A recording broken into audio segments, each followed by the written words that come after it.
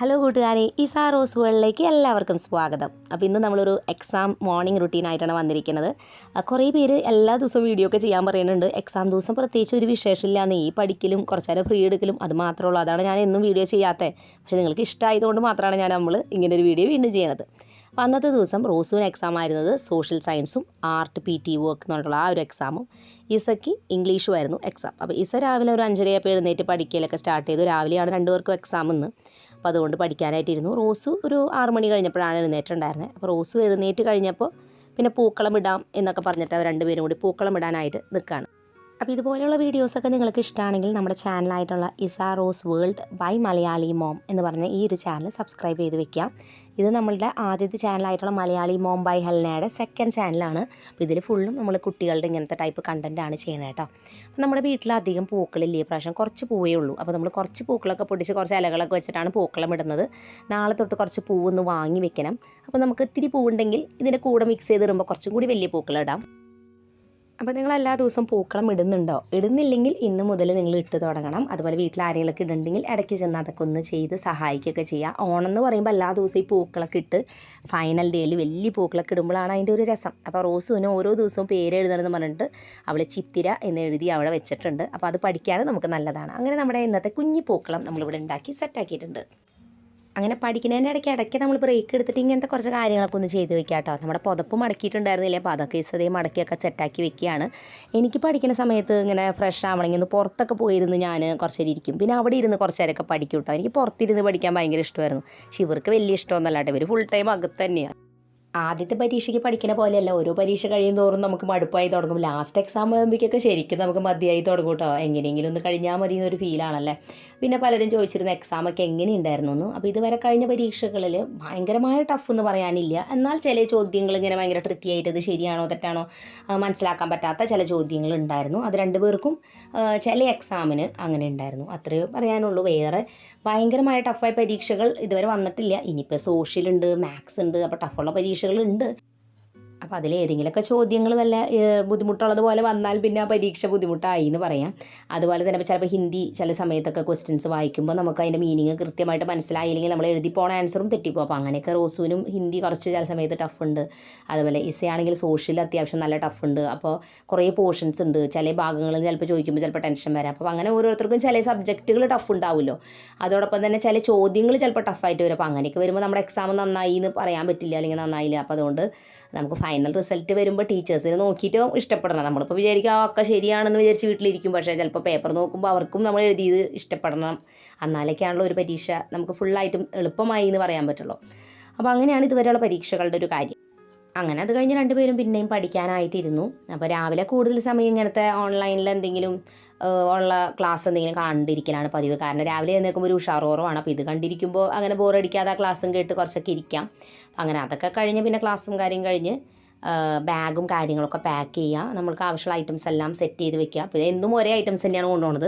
Maths exam ഒന്നല്ല അന്ന്, എന്നാലും എല്ലാ ദിവസവും ഇൻസ്ട്രുമെൻറ്റ് ബോക്സ് കൊണ്ടുപോകും. കാരണം എന്ന് വെച്ചാൽ ഇനി അത് പുറത്തേക്ക് എടുത്തിട്ട് പോയാൽ മറന്നു പോകും. അപ്പോൾ അതുകൊണ്ട് തന്നെ മറക്കാണ്ടിരിക്കുന്ന എല്ലാ നേരം ബാഗിൽ അത് വെച്ചിട്ടാണ് പോണത്. പിന്നെ വീട്ടിലൊരു ഇൻസ്ട്രുമെൻറ്റ് ബോക്സ് വേറെ വെച്ചിട്ടുണ്ട്.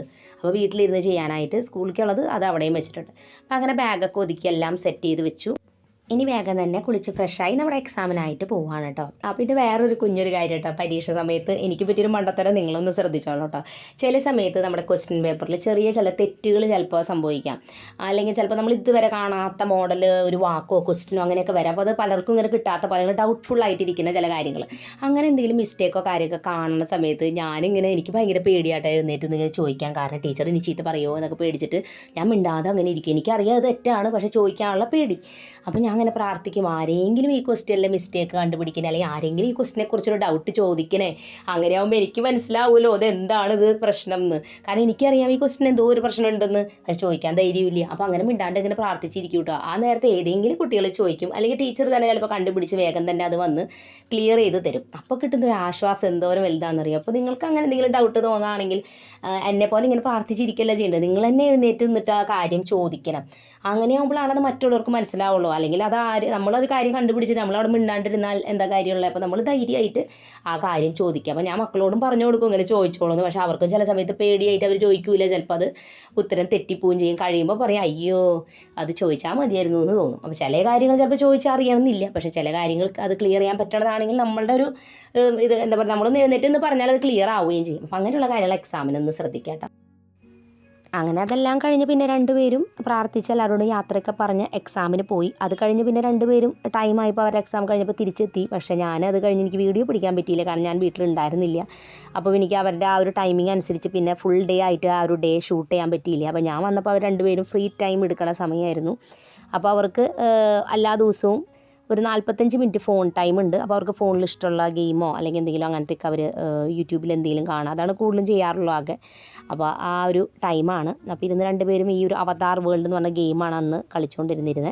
പിന്നെ ബാക്കി ടൈം അവരുടെ ഫ്രീ ടൈം പുറത്ത് പോയിട്ട് എന്തെങ്കിലും കളിക്കുക, അല്ലെങ്കിൽ ക്രാഫ്റ്റ് ചെയ്യുക, അല്ലെങ്കിൽ സൈക്കിൾ ചവിട്ടുക, അങ്ങനെ എന്തെങ്കിലുമൊക്കെ ചെയ്യുക. ഫോൺ അത്ര നേരമാണ് ഗെയിമും അല്ലെങ്കിൽ ഇങ്ങനത്തെ കാര്യത്തിന് യൂസ് ചെയ്യുള്ളൂ. പിന്നെ ഇപ്പോൾ എക്സാം നടക്കുന്നതുകൊണ്ട് മാത്രം ഈ ഫോണിൽ ക്ലാസ് കാണുന്നുണ്ട് കുറച്ച്, അല്ലെങ്കിൽ അത് ഉണ്ടാവാറില്ല. എല്ലാ ദിവസമൊന്നും ക്ലാസ്സൊന്നും കാണാറൊന്നുമില്ല. ട്യൂഷന് പോകുന്നതുകൊണ്ട് പിന്നെ അത് എന്നും കാണേണ്ട കാര്യമില്ല. അല്ലാത്ത ദിവസം അതിനാണ് ഒരു ഫോൺ മാക്സിമം ഇത്രയും ടൈമാണ് യൂസ് ചെയ്യുക. അതാണ് നമുക്ക് നല്ലതും. കുറേ ടൈം നമ്മളിതിങ്ങനെ യൂസ് ചെയ്തുകൊണ്ടിരുന്നാൽ നമ്മൾ പിന്നെ അതിനൊരു ഇവർക്കും ഇഷ്ടമായിട്ടാ കുറേ നേരം ഉപയോഗിക്കാൻ. പക്ഷേ ഇങ്ങനെ ഒരു ടൈം വെച്ചേക്കണോണ്ട് തന്നെ നല്ലത് അതാണ്, നമ്മുടെ ബോഡിക്കും എല്ലാത്തിനും നല്ലത്, മൈൻഡിനൊക്കെ. അപ്പോൾ ഈ ഒരു ഗെയിം അവർക്ക് ഭയങ്കര ഇഷ്ടമാണ് കേട്ടോ. അപ്പോൾ ഇതിൻ്റെ പേര് ഞാൻ മുൻപ് പറഞ്ഞിട്ടില്ലേ, അവതാർ വേൾഡ് എന്നാണ് ഇതിൻ്റെ പേര്. ഇത് സേഫാണ്, കുട്ടികൾക്ക് കളിക്കാൻ പറ്റുന്നതാണ്, വേറെ അങ്ങനെ ഇഷ്യൂസുള്ള ഗെയിമൊന്നുമല്ല. അപ്പോൾ ഇതൊരു വേൾഡാണ്. ഇവിടെ നല്ല രസമാണ്. വീടുണ്ട്, ബ്യൂട്ടി പാർലറുണ്ട്, പാർക്കുണ്ട്, എയർപോർട്ട്, ബസ്, ട്രെയിൻ എല്ലാം ഉണ്ട്. ഇതിലൊക്കെ നമുക്ക് കയറിയിരുന്ന് യാത്ര ചെയ്യാം. അതൊക്കെ ഫ്രീ ആണ്, ഒറ്റ രൂപയും കൊടുക്കണ്ട. കടയിലൊക്കെ പോയി ഇഷ്ടമുള്ള ഡ്രസ്സൊക്കെ എടുത്തിടാം. അതുപോലെ തന്നെ നമുക്ക് ഹെയർ സ്റ്റൈലൊക്കെ ഇഷ്ടമുള്ളത് ഫ്രീ ആയിട്ട് ചെയ്യാം. മുടി സ്ട്രെയിറ്റ് ചെയ്യാം, മുടി കേൾ ചെയ്യാം, എന്ത് വേണമെങ്കിലും ചെയ്യാം. അതാണ് ഇതിൻ്റെ ഒരു പ്രത്യേകത. സാധാരണ വേൾഡിൽ നമുക്കെല്ലാം കാശ് കൊടുത്താലേ കിട്ടുള്ളൂ. പക്ഷേ ഇവിടെ അങ്ങനെയല്ല, ഇവിടെ എല്ലാം ഫ്രീ ആണ്. അതുകൊണ്ട് നല്ല രസമാട്ടോ. സ്നോ വേൾഡിലേക്ക് പോവാം, അല്ലെങ്കിൽ നമുക്ക് മരുഭൂമിയിലേക്ക് പോവാം, നമുക്ക് ഏതാണ് ഇഷ്ടം അവിടേക്കൊക്കെ പോവാം. അപ്പോൾ നല്ല രസമാണ് ഈ ഒരു ഗെയിം. ഞാനിടയ്ക്ക് പണ്ടിരുന്നത് ഇങ്ങനെ കളിക്കാറുണ്ട് കേട്ടോ. കാരണം നമുക്കും നമ്മുടെ ഉള്ളിലൊരു കുട്ടിയില്ലേ, അപ്പോൾ നമുക്കിങ്ങനെ ഫീൽ ചെയ്യില്ലേ, ആഗ്രഹങ്ങളുണ്ടാവില്ല നമുക്കൊക്കെ. അപ്പോൾ നമുക്കിവിടെ ഇതിങ്ങനെ എക്സ്പ്ലോർ ചെയ്യുമ്പോൾ നല്ല രസമാട്ടോ ഈ ഒരു ഗെയിം. അപ്പോൾ അത് രണ്ടുപേർക്കും ഇഷ്ടപ്പെട്ട ഒരു ഗെയിമിൽ പെട്ടതാണ്. റോസുവിന് അത് കൂടുതൽ ഇഷ്ടം. ഇസയ്ക്ക് ഇപ്പം അത്ര വലിയ ഇഷ്ടമില്ല, വലുതായി തുടങ്ങിയപ്പോൾ റോസുവിന് ഭയങ്കര ഇഷ്ടമാണ്. കാരണം അവൾക്ക് ഇങ്ങനെ വീടുണ്ടാക്കാനും വീടിൻ്റെ ഉള്ളിൽ കുഞ്ഞു കുഞ്ഞു ഐറ്റംസ് വെക്കാനും അതൊക്കെ ഭയങ്കര ഇഷ്ടം. അപ്പോൾ അവൾ ഇതിൻ്റെ ഉള്ളിൽ തന്നെ ഒരു 3-4 വീടുണ്ടാക്കി വെച്ചിട്ടുണ്ട് അവൾക്ക് താമസിക്കാൻ. പിന്നെ അവളുടെ കൂട്ടുകാരികളൊക്കെ അവൾ അതിൻ്റെ ഉള്ളിൽ ഇങ്ങനെ ഉണ്ടാക്കി വെച്ചിട്ടുണ്ട്, അവരുടെയൊക്കെ ഡ്രസ്സിങ്ങും ഒക്കെ ചെയ്യിപ്പിച്ച്. അങ്ങനെ കുറച്ച് കഴിഞ്ഞപ്പോൾ ഇസയ്ക്ക് പിന്നെ മടുത്തു ഗെയിം. അവളിപ്പോൾ വലുതായതുകൊണ്ട് ഞാൻ പറഞ്ഞില്ല നേരത്തെ, അവൾക്ക് കുറേ നേരം കഴിയുമ്പോൾ അത് മടുത്തു. അപ്പോൾ അവൾ യൂട്യൂബിൽ എന്തോ കണ്ടിരുന്നു. അപ്പോൾ അങ്ങനെ അത് കഴിഞ്ഞ് പിന്നെ കുറച്ച് കഴിഞ്ഞപ്പോൾ പുറത്തോട്ട് പോയി സൈക്കിൾ ചവിട്ടി അങ്ങനത്തെ കാര്യങ്ങളൊക്കെയാണ് ചെയ്തിട്ടുണ്ടായിരുന്നത്. അപ്പോൾ ഇന്നത്തെ വീഡിയോ ഇത്രയേ ഉള്ളൂ. നമ്മുടെ റുട്ടീൻ വീഡിയോ നിങ്ങൾക്ക് ഇഷ്ടപ്പെട്ടു എന്ന് വിചാരിക്കുന്നു. പുതിയൊരു നല്ല വീഡിയോ ആയിട്ട് വീണ്ടും നമ്മൾ വരുന്നതായിരിക്കും. അതുവരെയ്ക്കും എല്ലാ കൂട്ടുകാർക്കും bye bye and take care.